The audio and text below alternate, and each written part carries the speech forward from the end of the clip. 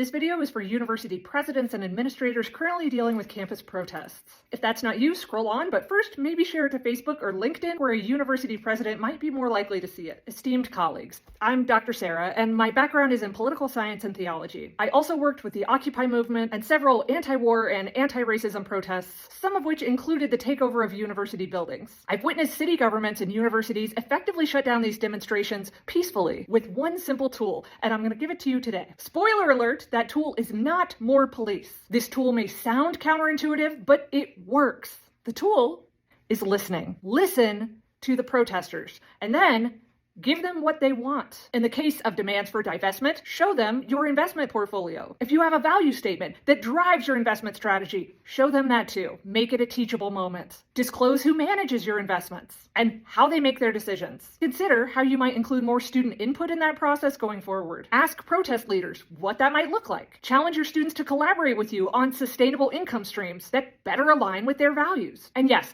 I get that endowments are spread out across several funds. It's okay to be realistic about how complicated the process will be and how much time it'll take, and what kind of impact it'll have on the budget. But don't hide the fact that there are alternative investments that could make you the same kind of money without the moral cost. I also understand that within a capitalist economy, it's almost impossible to divest completely from all companies that participate in some way in violence or exploitation. Talk to student leaders about what, if anything, you could do to mitigate the damage that your current or past investments have done. How might you participate in reparations, for example? Make a plan on how you will collaborate with students on a more ethical investment strategy. Then put your plan in writing and share it openly. Worst case scenario, the conversation doesn't go anywhere and you're back where you are today, brutalizing peaceful protesters, stressing everybody out more during finals time, and triggering the PTSD of your alumni and donors who participated in civil rights protests and protests against the Vietnam War. All the time communicating that you value order and your property over the lives of your students and those they care about.